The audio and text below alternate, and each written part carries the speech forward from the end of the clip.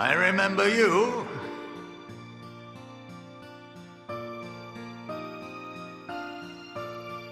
I pray we have not caught you at an inopportune moment. We wanted to offer our thanks for your kind words in the forum.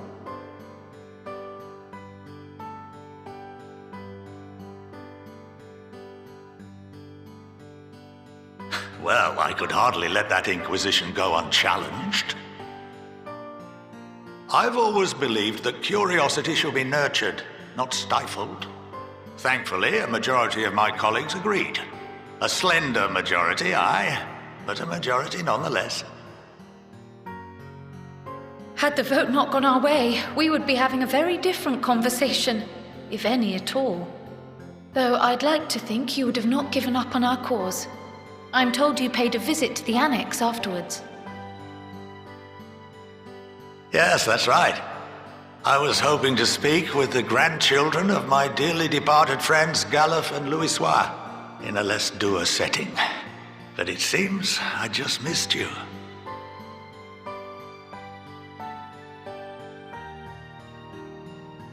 I still can't believe how much you've grown. If only your grandsires could have seen the way you presented yourselves to the forum. Why, it fair brought a tear to my own eye.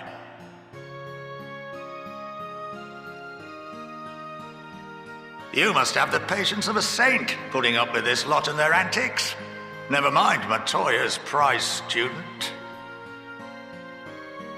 Luckily, I know a thing or two about managing unruly younglings. If you ever need advice, don't hesitate to ask.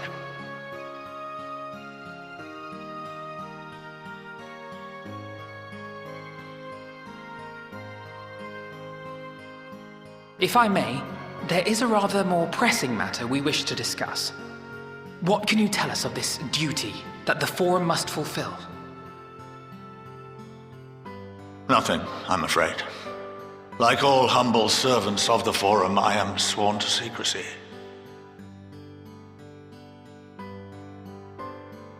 Or rather, I couldn't tell you if I tried.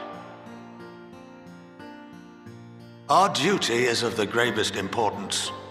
Furthermore, if the particulars were made public, it would incite widespread panic. As such, those entrusted with this duty have been bound by an enchantment, which prevents us from speaking of such matters without the express permission of the Forum. How is that even possible? It's been some time since I last gave a lecture. Please, take a seat.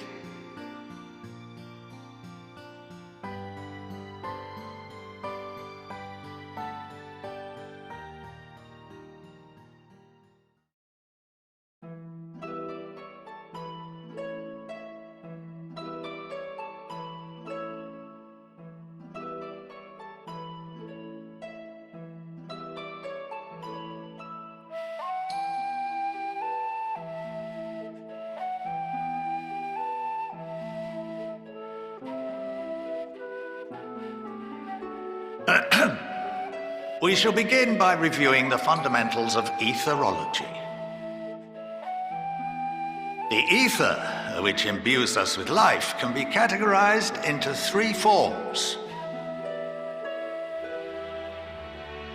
Two are of the incorporeal sort, the soul and the memory. Can anyone tell me the third?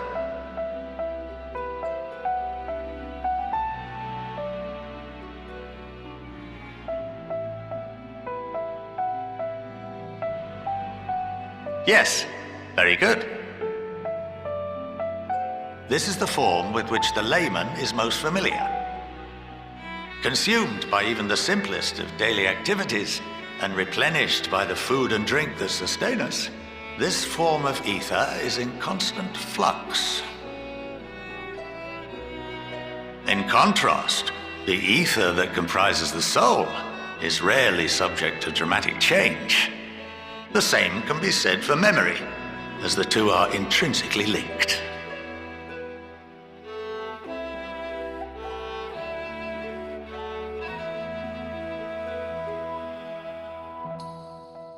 Picture the soul as paper, and memories as words written upon it. Now, what would happen if that paper was doused with ink? The same type of ether as comprises the memories.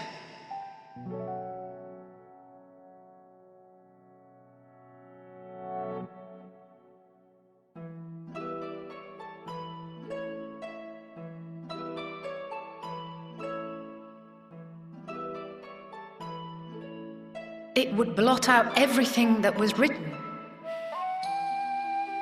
Precisely. We would be unable to recall the memories, and any activities that depend upon them would be hindered as well. In fact, this exact phenomenon was observed on a vast scale not so long ago. And what might that have been?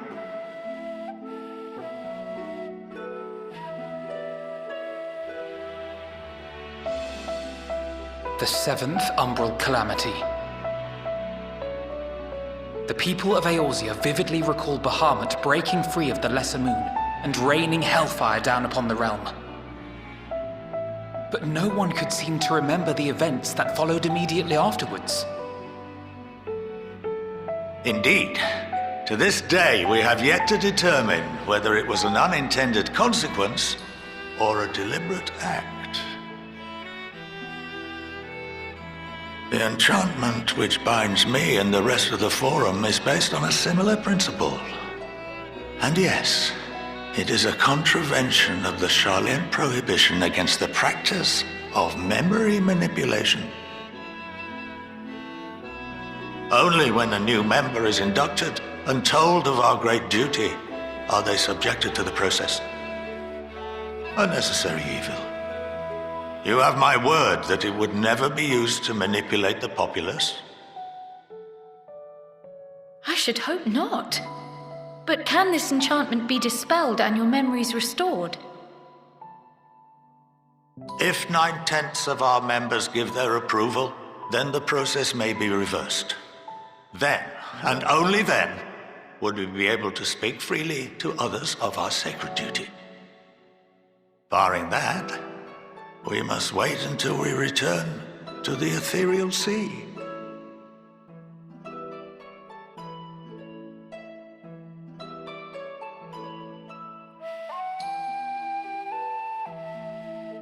For there we will be purified, the blots upon our souls washed clean.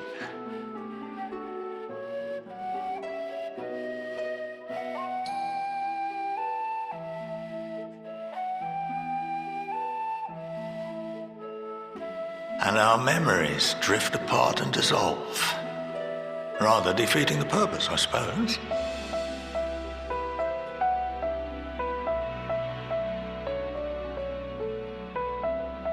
But there are those memories that are indelibly etched upon our souls, some believe.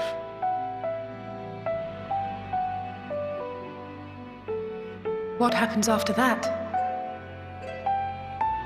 We are reduced to pure ether, coalesce with that of others, and create souls anew. Alternative schools of thought assert souls remain whole and return to the corporeal world, reborn into another form. Both theories have their proponents.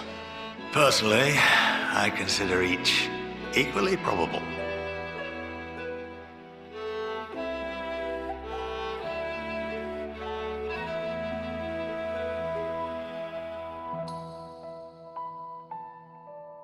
Well, I think that's enough education for today, now that I've given you some food for thought. Or rather, an entire banquet.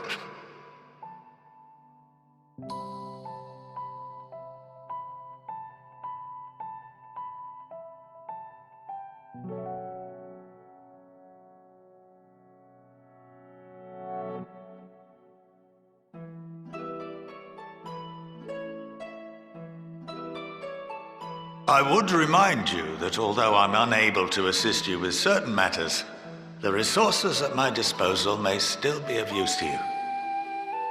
I'll arrange for you all to be given the run of Phenomenon. Of course, as associate to our alumni and the students of Baldessian, this privilege is extended to you as well, my friend. Oh, and I suggest you speak with Key Aliapo. She's well known among the artisans of Sharlayan, and her network of contacts may prove useful in your search for knowledge.